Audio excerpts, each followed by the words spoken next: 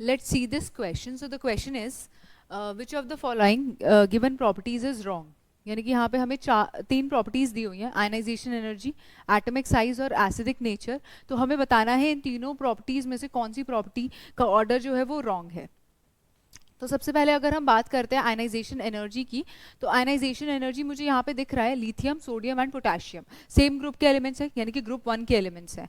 और अगर हम ट्रेंड देखें आयनाइजेशन एनर्जी का, तो जब हम टॉप टू बॉटम जाते हैं किसी भी ग्रुप में तो आयनाइजेशन एनर्जी की वैल्यू डिक्रीज होती है. ठीक है. So ionisation energy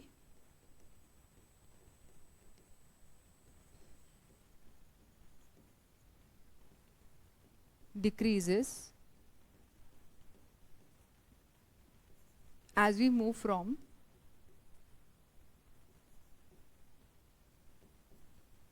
top to bottom in a group due to increase in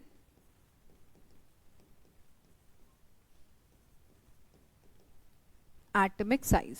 यानी कि top to bottom atomic size increase होता है, जिसकी वजह से जो मेरी आयनाइजेशन एनर्जी है वो डिक्रीज होती है.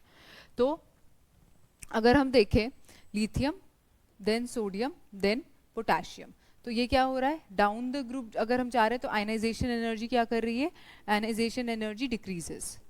ठीक है. तो सबसे ज्यादा आयनाइजेशन एनर्जी किसकी होगी, सबसे ज्यादा होगी लिथियम की, देन सोडियम की एंड देन पोटेशियम की. ठीक है. तो यही ऑर्डर दिया हुआ है, तो ये तो करेक्ट है.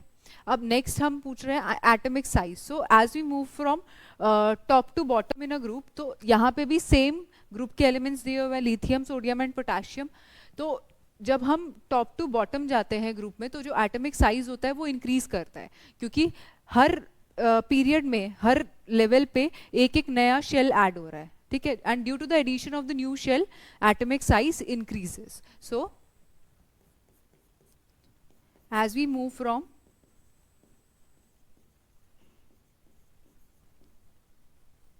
top to bottom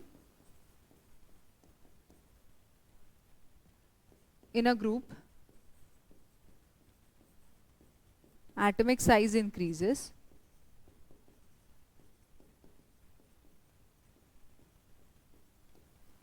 due to the addition of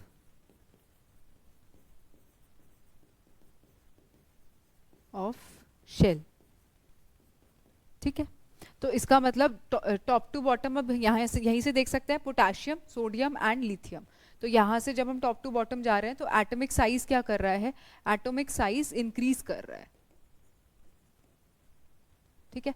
तो इसका मतलब पोटेशियम का सबसे ज्यादा होगा, then sodium and then lithium. ठीक है. अब लास्ट अगर हम देखें तो यहाँ पे एसिडिक नेचर के बारे में बात करनी है हमें. तो जो हमारे मेटल्स होते हैं दे फॉर्म बेसिक ऑक्साइड्स, और जो हमारे नॉन मेटल्स होते हैं वो एसिडिक ऑक्साइड्स बनाते हैं. तो हम लिख सकते हैं यहाँ पे कि जो मेटल्स हैं, मेटल्स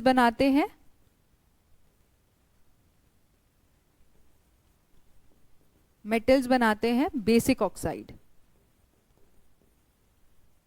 ठीक है. और जो नॉन मेटल्स होते हैं वो बनाते हैं एसिडिक ऑक्साइड्स. ठीक है. और अगर मैं मेटालिक नेचर के बारे में और नॉन मेटालिक नेचर के बारे में बात करूं, so as we move from top to bottom in a group metallic character increases and as we move from left to right in a period non metallic character increases. ठीक है. तो यानी कि हम लिख सकते हैं यहाँ पे top to bottom in a group metallic character increases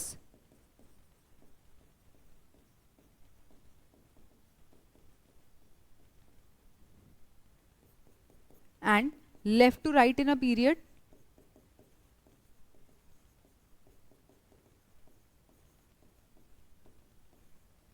non-metallic character increases.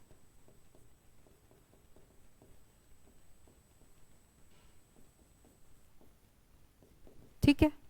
तो अब मैं यहाँ पे देखूं अगर, तो ये हमारे पास लिथियम है, लिथियम का ऑक्साइड है, सोडियम का ऑक्साइड है एंड पोटेशियम का ऑक्साइड है. ठीक है. तो लिथियम है, सोडियम है एंड पोटेशियम है, इन तीनों के ऑक्साइड्स दिए हुए हैं. As we move from top to bottom in a group metallic character increases. Metallic character क्या कर रहा है, इंक्रीज कर रहा है. अगर मेटालिक कैरेक्टर इंक्रीज कर रहा है तो मेटल्स फॉर्म बेसिक ऑक्साइड, ठीक है। तो इसका मतलब अगर सबसे ज्यादा मेटालिक कैरेक्टर इसका है तो ये सबसे अच्छा बेसिक ऑक्साइड बनाएगा। तो यानी कि K2O जो है वो क्या है, बेसिक नेचर है इसका, K2O का, K2 पोटेशियम के ऑक्साइड का क्या है, सबसे ज्यादा बेसिक नेचर है, देन सोडियम के ऑक्साइड का, देन लिथियम के ऑक्साइड का। तो ये जो यहाँ पे हमें ऑर्डर दिया हुआ है ये एसिडिक नेचर का ऑर्डर नहीं है, ये बेसिक नेचर का ऑर्डर है, ठीक है। अगर मैं एसिडिक नेचर का ऑर्डर की बात करूं तो वो इससे ऑपोजिट होगा, Li2O then Na2O then K2O, ठीक है। तो ये क्या होगा, ये हमारा करेक्ट ऑर्डर है, ये हमारा करेक्ट ऑर्डर है, ठीक है। तो जो सी ऑर्डर है हमारा वो क्या है, इनकरेक्ट है, यानी कि ये एसिडिक नेचर का ऑर्डर क्या है, इनकरेक्ट है। जो एसिडिक नेचर का करेक्ट ऑर्डर है वो है Li2O then Na2O and then K2O। So C option is the correct answer.